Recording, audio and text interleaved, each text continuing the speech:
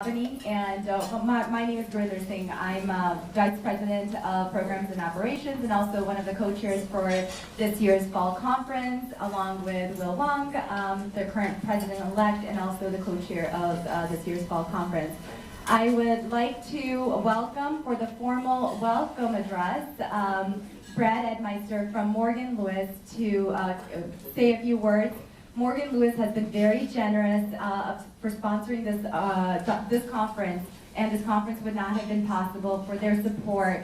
And also, I'd like to recognize Brad for all of his hard work and support in contributing all this time on our weekly calls. And also Robert Aid, also from Morgan Lewis, who's made a lot of the technical aspects of this conference flow very smoothly. And just to give you a little background on Brad, Brad is a partner at Morgan Lewis. He's in their business and finance group and specializes in mergers and acquisitions and capital markets, and actually spent nearly a decade in Tokyo. So without further ado, I'd like to welcome Brad from Morgan Lewis.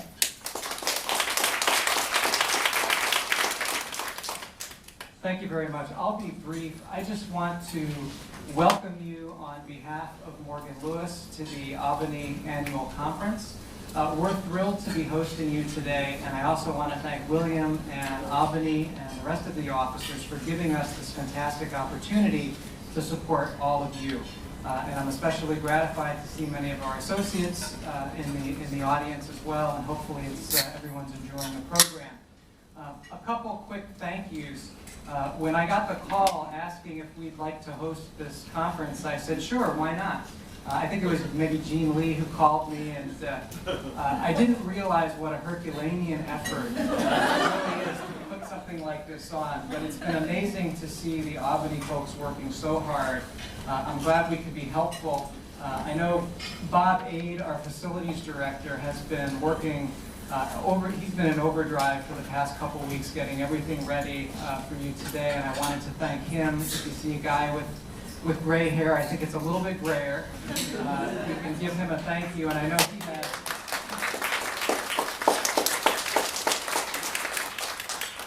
he had special things to say about Gurinder Singh and all the hard work she's been doing on the Albany side as well, and also Williams. I also want to say thanks to George Bakulis on the IT side. All of the IT today has been handled by him, even though I understand that he's expecting his first child literally any minute. And his wife let him out. So if you're having trouble with your PowerPoint presentation this afternoon, and you see him running out the door, you'll know why. And Doris as well on the IT staff. So without further ado, I'll turn things over. Oh, I also want to give a shout out to Erica Smith-Klosek, one of my partners who came up from Philadelphia. She is very modest, and I don't know that she'll tell you, but she was recently named as one of the best lawyers under 40 by NAPABA.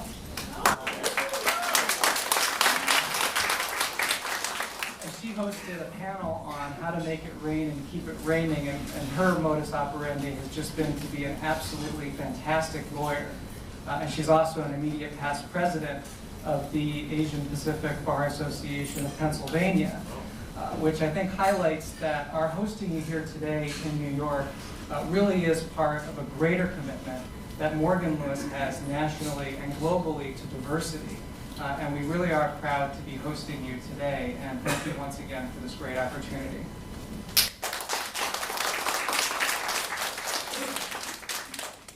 Thank you, Brad. And now I'd like to ask Young Chen, our executive director, who works tirelessly to help Albany run as smoothly as it does, and also has been the force behind Albany's fall conference this year.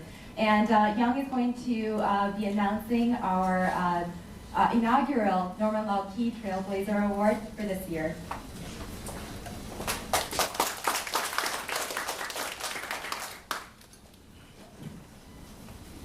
Thank you, Gurinder, and welcome you all. And you are indeed part of a historic occasion. We are presenting the first ever Norman Lau Key Trailblazer Award here at the 5th Annual Fall Conference. So before I present the award to our inaugural recipient of the Norman Lau Key Award, let me say a few words about the actual award. If you have your program, the details are on page 9. And rather than read from it, I'll just sort of hit the highlights of it.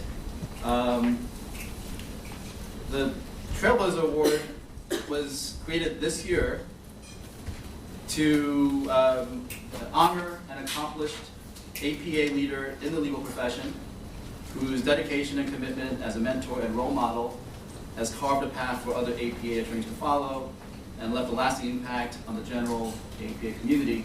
And we can think of no person better than Norman Lau Ki to give his name to this award. In fact, he's one of the living trailblazers in the community. He started practicing law more than 50 years ago in Chinatown at a time when a firm like this, truthfully speaking, would not have hired him. But he persisted and prevailed. Without him, there would be no Len Lau Ki. So today, we would not be celebrating the fact that he is in fact a past president of Albany, and he was the leader of Albany the last time the NAPAVA National Conference was in New York. So we're very pleased to also have Len Lau Ki, another trailblazer, and we're very pleased and proud that he's our first New York State Bar Association president of Asian American descent. So thank you, Norman. And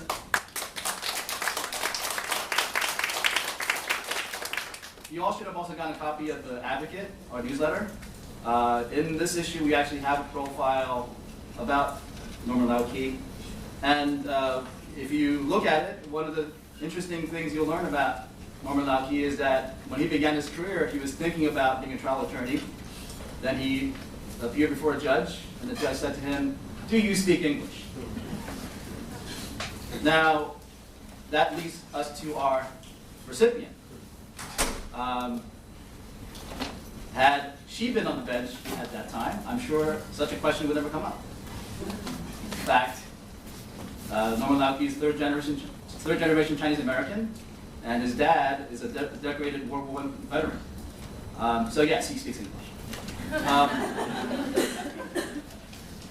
Well, we'd like to think that we've come a long way since those days, and we're very pleased to present our inaugural Norman Lau Ki Award to Marilyn Go. And on page 9 of the program, you have her bio. I commend you to read that, but sufficient for now to note that she is the first Asian Pacific American woman to serve as a judge in federal court, and she has many other firsts to her credit. Most relevant for Albany, though, she was a founding board member more than 20 years ago. And if you also look at the history of Albany that's in your program book, she started up a whole lot of things within Albany.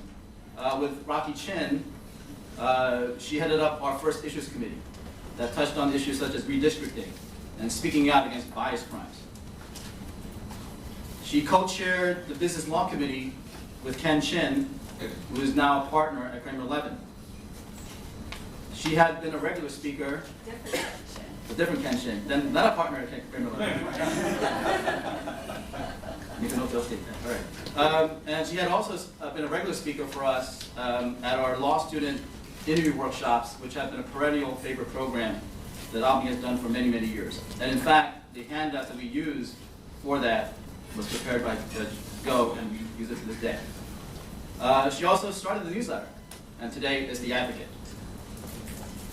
So, without further ado, I'd like to present the inaugural Norman Lau Ki Trailblazer Award to the Honorable Marilyn D. Go.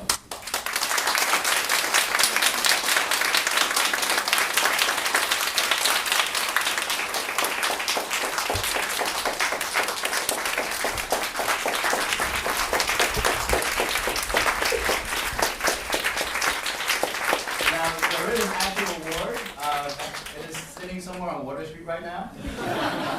And as soon as we retrieve it on Monday, we'll be sure to present that. Thank you very much for this award. It's really a great honor for me, particularly because it's named after Norman Lau Key, a lawyer I've admired for a long time. My father was a student at MIT, and that's when they first met. And I've known Norman from before the time I even went into college. Now, having been raised as a good traditional Chinese daughter, my first response when Clara approached me about the award was to say, I don't deserve it. There's so many others who are more deserving. And I do feel that way. I don't feel that I'm a trailblazer. Sometimes doing something for the first time is just a matter of historical accident. And looking at it from a different perspective, you might say it's being in the right place at the right time. And I was in the right place. I was a lawyer in New York. I had served 4 years in the U.S. Attorney's Office. And when there was an opening for a United States Magistrate Judge, one of the district court judges reached out to me. Now, you might view that as being in the right place at the right time because there was a push for diversity at that time. From my perspective, however, I'd say, since I'm not one to accept conventional wisdom's hook, line, and sinker, I was at the wrong place at the right time. And I say it's the wrong place because it speaks volumes that we do have diversity efforts. It speaks volumes that there were no Asian American judges outside, in the federal courts, outside of the Ninth Circuit at the time. And it speaks volumes that in New York City, back in 1993 when I became a magistrate judge, there were only 3 Asian American judges in New York City. Judge Eng, who was the first in 1983, Judge Peter Tom, who became the first appellate judge in the New York State Court of Asian American Descent, and Judge Dorothy Chamber. Now, just to emphasize what being in the wrong place at the right time means, let me just ask you a question. I've been doing research off and on when I have some downtime on the internet. When do you think the first Asian American lawyer was admitted in the United States?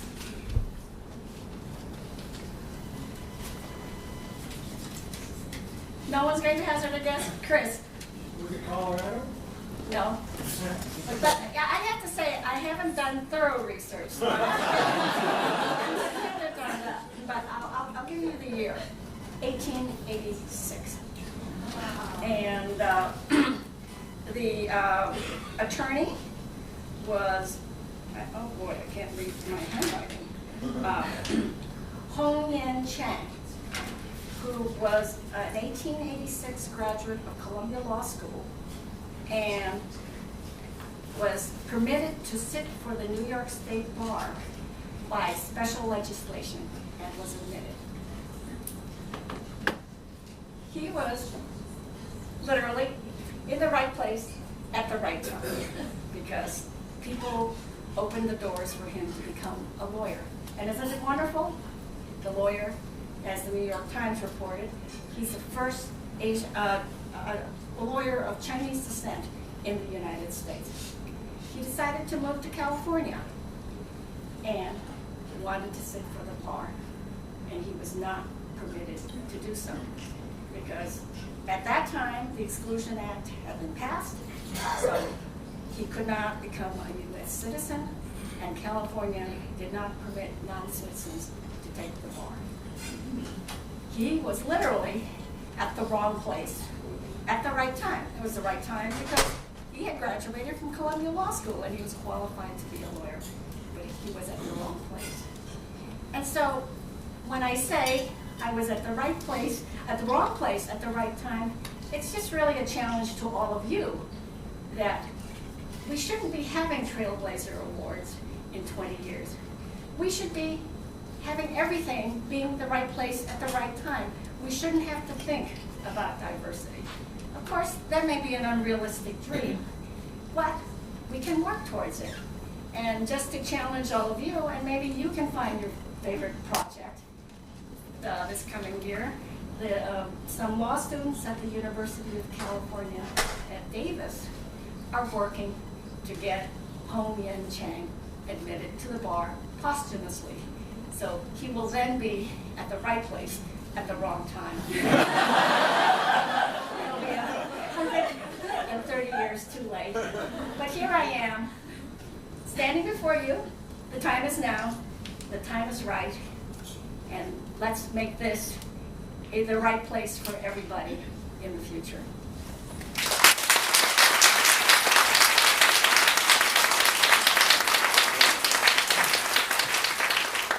Thank you, Judge Go. And a footnote to the Hong Yen Chang story.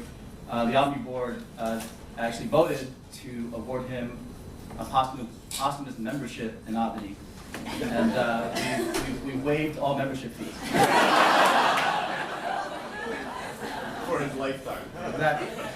At this time, I'd like to bring up President Clara Orr to present our next award. Clara?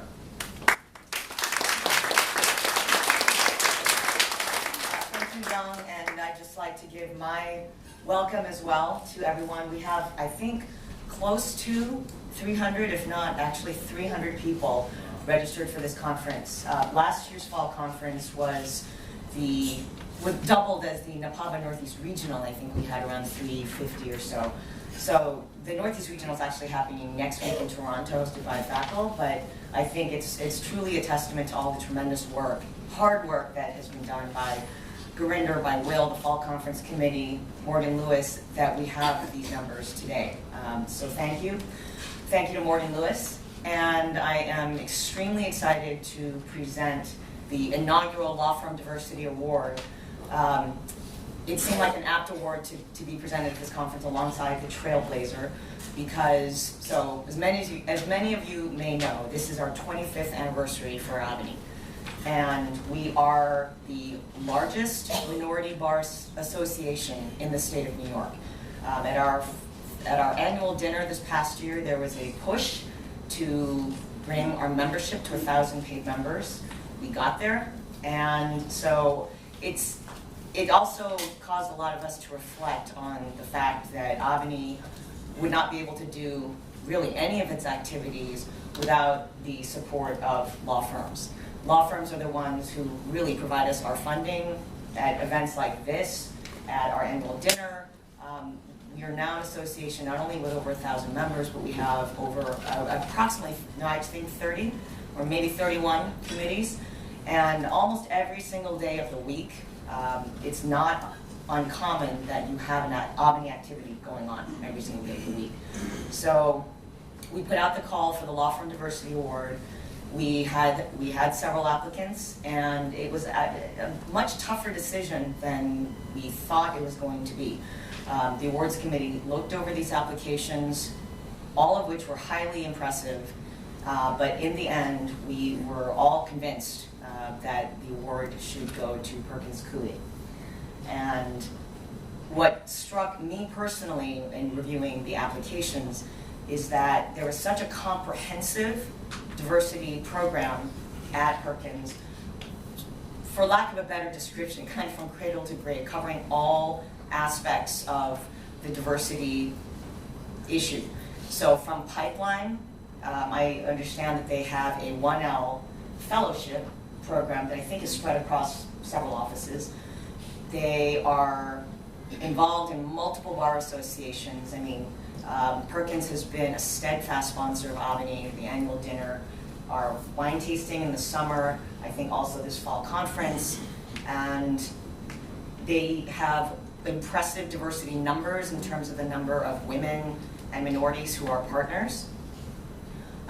There are monthly, this struck me, monthly meetings between their diversity coordinator and practice group partners to monitor the progress of minority and women associates, to make sure that they're getting quality assignments, that they are involved in pitches. It was really rubber meeting the road.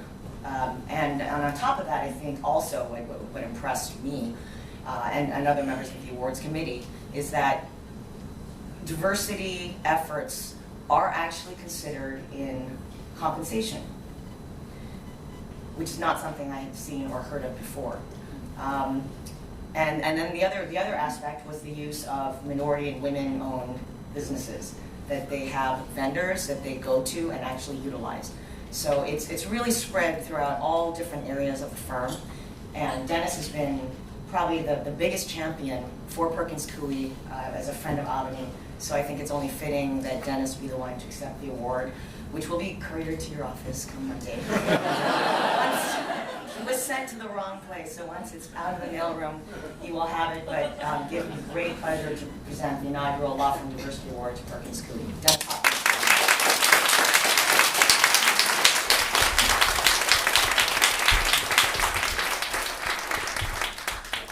Wow, it was very impressive. Clara made that sound very, very good.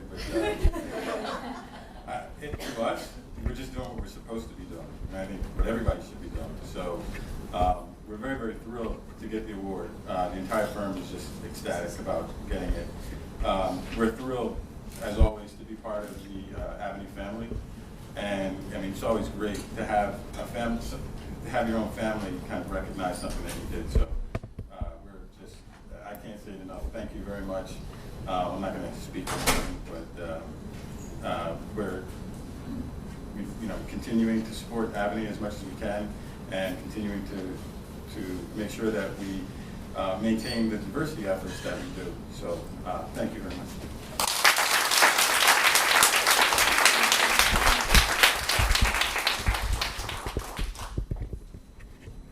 Thank you, Dennis. Now I'd like to introduce our special speaker for the luncheon session, Helen Wan. Helen is an author, lawyer, and speaker on diversity and inclusion and women in the workplace. Her debut novel, The Partner Track, is the story of an Asian American associate competing for partnership at a prestigious law firm and how race, gender, and an outsider status impacts the lives of young lawyers climbing the corporate ladder. Her book was published by Macmillan last year and has gone to press, come back as a subject of a Washington Post magazine cover story, and has been now optioned for a television, has been optioned for a television. And I'd like to call Helen Wan to give a few remarks, and also now that she's actually presenting her paper book novel, which has come out, and is also working on her second book. And she tweets, so please follow Helen Wan. And Helen?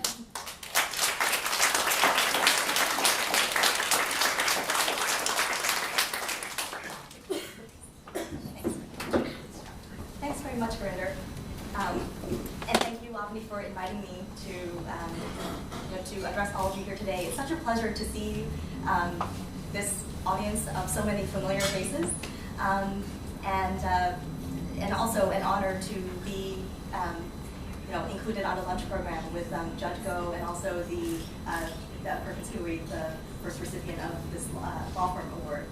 Because Judge Go, your career has been inspiring to me and so many other lawyers in our profession, and Perkins Coie. You probably didn't know that I was going to say this, but actually I can personally attest to your amazing leadership efforts, because I was honored to be invited to speak about the Partner Track at a women lawyers Perkins Coie luncheon, where there was a very robust and very actually candid and thoughtful conversation about the themes of the book. So thank you, Perkins Coie, for your continued leadership there. So for those of you I haven't had the pleasure of meeting personally, my name is Helen Wan. I'm the author of this novel called Partner Track. And as Grinder had mentioned, it is the story of a young Asian American attorney at a very, very prestigious, very high stakes corporate law firm here in New York City. And it is the story of basically the year that she's up for partner. And it's about all of the challenges that minority attorneys, particularly Asian Americans, and particularly Asian American women lawyers, still face in the modern workplace. By way of background, I myself am the daughter of first-generation Chinese immigrants. I grew up, well, I was born in California, but I grew up in the DC suburbs in Fairfax County, Virginia. And I went straight through from high school to college to law school without stopping, without pass and go, without collecting $200. And my first job, so not even my first law job, but literally my first job ever, happened to be in the Mergers and Acquisitions Department as a young associate at Paul Weiss. I stayed there for 2 years before I knew I wanted to go into media and entertainment law eventually. So I stayed at Paul Weiss for 2 years, and then I lateraled to the media and entertainment law firm Frankfurt, Koenig, Klein & Sells, also here in the city. It was there for a number of years before I decided to go in-house at Time Warner. So that's so I'm someone who has been lucky to have practiced in both the large firm setting, the smaller boutique entertainment firm setting, and also in-house. Most recently, I was Associate General Counsel at Time Inc. So a lot of people ask me, well, what are your personal work experiences that led you to write this book? And I'm doing the man because Macmillan would like me to. So this is what oh, by the way, so this is the new paperback cover, which you can see changed up quite a bit from, and I know I'm going off the script, this had nothing to do with the law, but, so this was the original hardcover, for the book that was released last year. And this is how they changed it up for the paperback. You can see they lightened it up, and they put like the Wall Street Journal blurb and everything on there. But she still doesn't look Asian. She still doesn't look Asian, which kind of is baffling to me. But anyway, that's a conversation for another time. Honestly, this whole journey over the past year since the book's publication has been so eye-opening to me.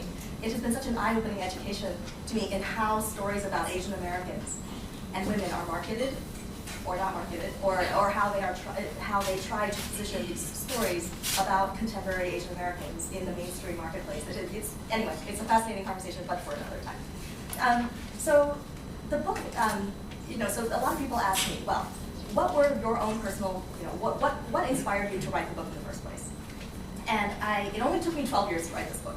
I wrote it in the most inefficient way possible. It only took me 12 years because, of course, not only did I was a young associate toiling away at Paul Weiss, and also, in addition to having a demanding day job as a lawyer, it also took me a long time to find my voice, and I mean that both actually at the law firm, as well as through fiction. The work experiences that originally inspired me to write the book were that, as I mentioned, it was my very first job out of law school at the ripe old age of 25. I landed there, and whoa, for the first time in my life, I didn't feel like I had the tools for success. Like everybody in this entire room, I am someone who was always very good at school. I was good at school because I was very, very, very good at following the rules. Judge Go described herself as a dutiful Chinese girl, and I was that girl as well. I was very, very, very adept at following rules. So a lot of people at my book events, a lot of times I get asked, by HR executives, by senior leadership at large law firms, what do you think accounts for the disparity? Why are Asian American lawyers so successful in school, but why does that not translate into the partnership ranks? My personal theory for that is all about objective criteria. As I said, I'm very good at, like a lot of Asian Americans, I'm very, very good at following rules. In school, in the academic context, it's so clear, or at least was clear to me as a student, what you're supposed to do to succeed, how you succeed. In other words, in the Fairfax County public school system where I grew up, 94 points to 100 was an A, 90 to 93 equal to B+, and so on and so forth. However, once you land at the Parsons Valentines of the world, no one's telling you that, hey, psst, buddy, it's 5 points if you play squash with that guy, 3 points if you have lunch on this person, and 2 points to get on that person's calendar, And perhaps this should not have been such a shocking aha moment to me, but yet it was at the ripe old age of 25. For some reason, perhaps now, in retrospect, it should have been clear to me that all of those soft skills that I had not learned in college or in law school, perhaps they cannot be taught in school, perhaps. And therefore, once you arrive at the Parsons Valentines of the world, if you do not come from a cultural or family background where these rules, all of these unwritten codes are obvious to you, you need to teach them to yourself in a hurry and figure out a way to be successful, yet stay authentic and true to yourself in this very rarefied, privileged corporate culture in which, frankly, I felt very, very alien. It just did not come naturally to me. It didn't come naturally to me to know that some of the rules are there to be broken. There are the rules, and then there's the real, the unwritten, code. And I felt like no one was passing out decoder rings. And they should. So it did not occur to me that actually it was far, far, far more important for me to show my face every week at the Fridays at 5 cocktail hour happening on the 30th floor atrium, rather than spend that same hour holed up in my little associate office diligently finishing up my asset purchase agreement with the door closed, invisible. So, but that was the way that I was raised, and I venture to say maybe some of you in this room were, as well, that it was just, the message was inculcated in me. Never, don't rock the boat. Don't call attention to yourself. Don't make waves. It is a pure meritocracy.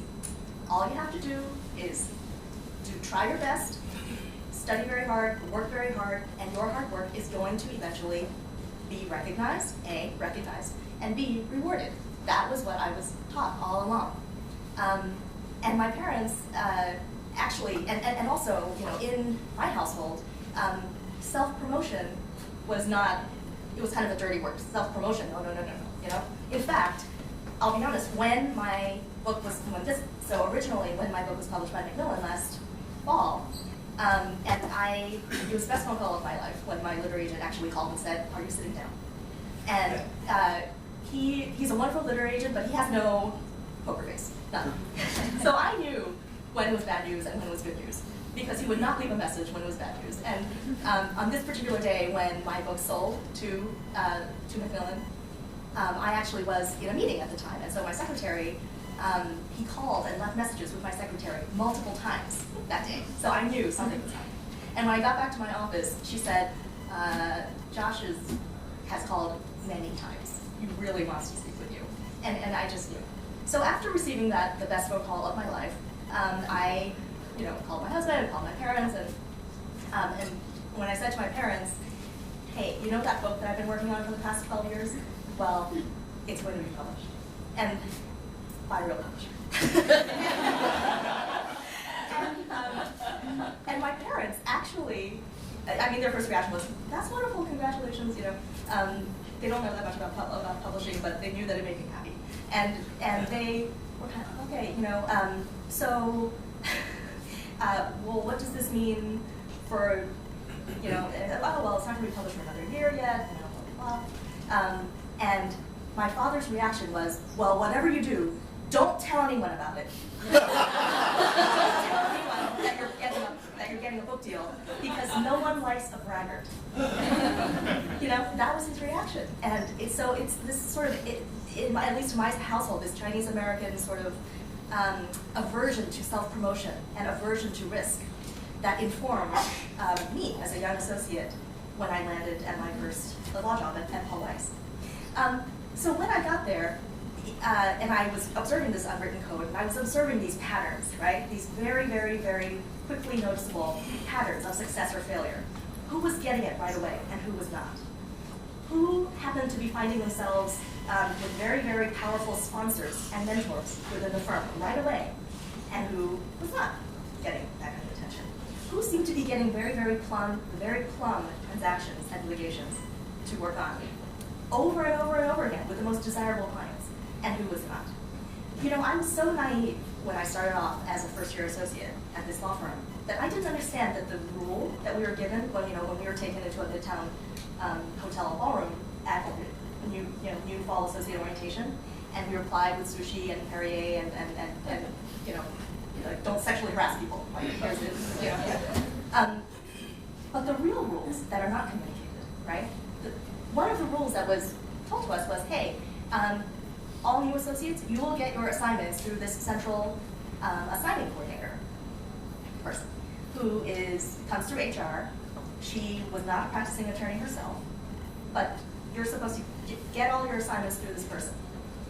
Only much, much, much later did I realize that, and so I dutifully got all my assignments through this person. You know, that was how naive I was. Only later did I realize that, wow, if you, as an associate, are only getting all of your assignments through this non-lawyer, kind of central looking assigning HR person, no, you're doing something very, very wrong. So it was for those reasons that I decided, wow, they are not passing out decoder rings. I feel like I was out sick the day that they passed out the memo explaining all of this. So I need to go out, and like the good little law student that I was, I thought maybe there's clip notes, maybe there's a book. So I went out, and this was 15 years ago, and so physical bookstores were still plentiful, and I literally went out to my favorite bookstores trying to find a book that was a credible and authentic and realistic story about what it was like to be a minority lawyer trying to make it in corporate America. But I couldn't find one, so I decided to write it myself. So that's kind of serendipitously how I came to wanting to write a book, in the first place. Now I mentioned that it only took me 12 years to get the thing published, and that was for not only the reason of having a very, very time-consuming, demanding day job that took up most of my time, but also because of the subject matter.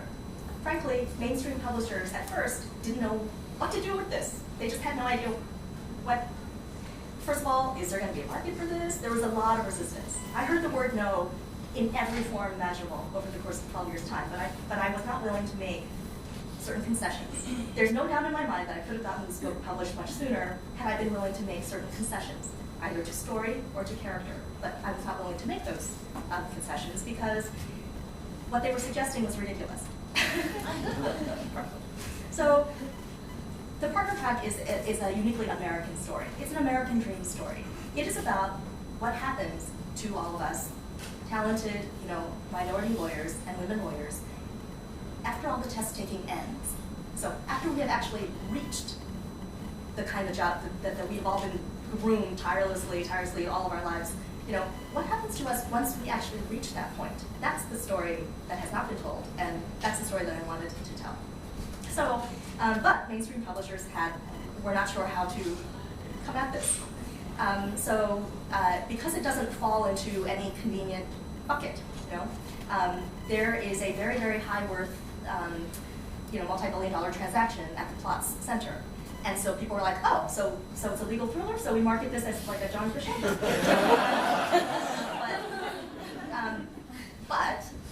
And they know how to market John Grisham. But no one had seen this kind of corporate narrative narrated by a senior female Asian American business lawyer before. So they didn't really know how to do that. They didn't really know how to market a story like that was not narrated from the point of view of someone who could be played by Tom Cruise in the film version. The second problem that they had was, some publishers were like, oh, we love, actually, that it's narrated by a woman of color. We love that. But if you're going to do that, then it has to be a little more, either it has to be much more Chinesey or take the ethnicity totally out. That was the problem, So they understood that, oh, there's an Asian American, woman narrating this story. Great. But there's no arranged marriages, there's no description of any colorful wedding.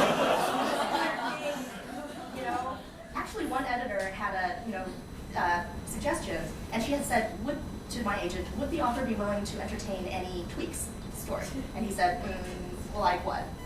And she said, well, what if she were to get sent to the Beijing office? And she could walk through all sorts of colorful night markets and no. Nobody's getting sent to the Beijing office. And another agent actually who telephoned me from a very, very well-known lawyer agency, and she actually said, I never do this, but I am calling you to turn your vote down. And I was like, thank you. What, and she said, and the me the idea of rewriting your novel, but not from the point of view of an Asian American? I mean, there are so many things wrong with that statement, it's hard to know where to begin. So I just said, well, no, that's not going to happen. The whole point is that there are no credible, authentic, realistic modern stories about Asian American women in workplace. That is the whole point. And she said, okay, well, that's the reason why I telephoned this, is I kind of figured that you would say that. And then she sighed and she said, you know, let me tell you, I've been in publishing a long time. And, you know, let me tell you my pet peeve. My pet peeve is when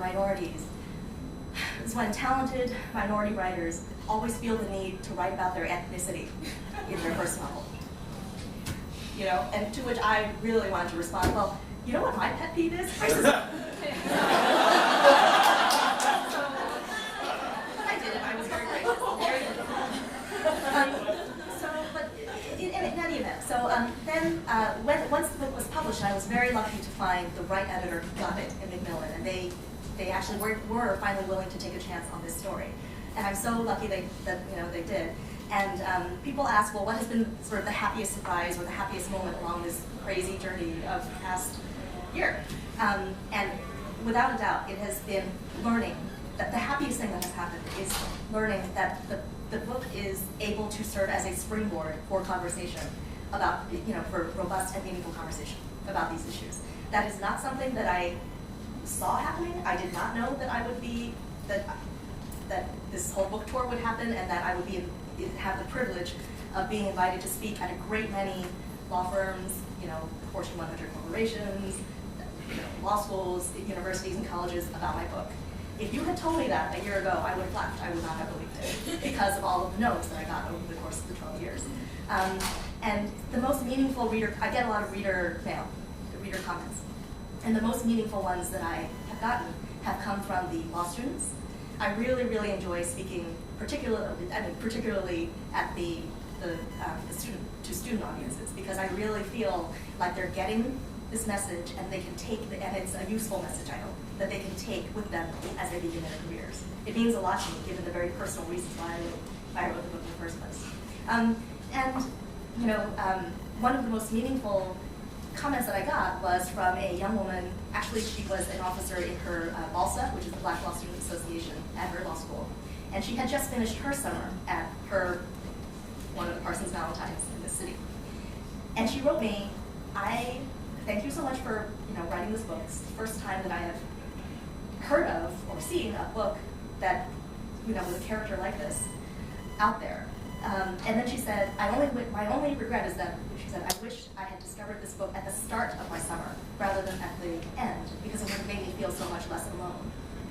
And that, to a first-time novelist, with the very, very personal reason why I embarked on this project in the first place, that meant everything. That was my favorite, reader comment ever.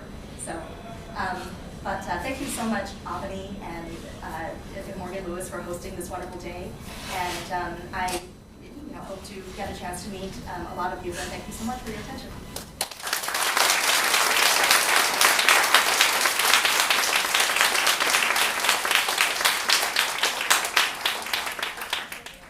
Thank you so much for your comments, Helen. They were really insightful. My name is William Wang. I'm the incoming president-elect of Albany.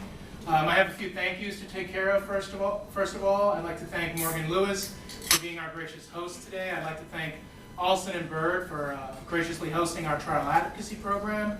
I'd like to thank our gold and silver sponsors, Hudson Court Reporting, Mannion, Planet Data, Paul Weiss, Herrick Feinstein, Perkins Coie, Weil Gottscho, Key and Lau Key, and Donald Mercano. Some important thank yous. I'd like to thank our volunteers. There are over 30 volunteers dispersed throughout this conference. Several of our volunteers are bright-eyed, bushy-tailed, first-year law students, 1 week or 2 weeks into their 1L careers. So it's a testament to their effort to come out here on a Saturday and volunteer their time. Thanks to Jackie and Vicki for doing a spectacular job shepherding those efforts. I want to thank Francis Chin. Without Francis, none of us can get CLE credits today. I I want to thank really the lifeline of Albany, Margaret Langston and Simone Nguyen, our program associate, and of course Young Chen, our executive director. I want to make a few housekeeping remarks. Helen Wan's book, The Partner Track, which we've heard a little bit about today. It's a wonderful, quick read, highly recommended by Young Chen. It's available for sale. If you're lucky enough, Helen might autograph you a copy. I don't know if that's permissible. But it's for $17. It's right on the side here. The most important thank you I want to give is to you, the members, the panelists, the folks attending the conference. What we do for Albany, we do because of our membership. As Dennis put it, the Albany family. Everyone here in this room is part of that Albany family, and I'm privileged to be part of the executive board to lead this Albany family. We're all trying to achieve success together and to make this profession a more meaningful place to practice law. And we're definitely privileged to walk along the path created by our trailblazers such as Norman Lau Key and Judge Go. And it's really a privilege for me to be the incoming president of that organization, of this organization. I invite all of you to enjoy the rest of our conference. We have great panels coming up at 2:15 and 3:45. We have a cocktail reception at 5:45 just down the block at Park Avenue Tavern, 99 Park Avenue. Our mentor-mentee reception will be kicking off there. And we have committee dinners throughout the night. So today you can get your full fill of Albany. And it's a beautiful day for an Albany family gathering. Thank you very much.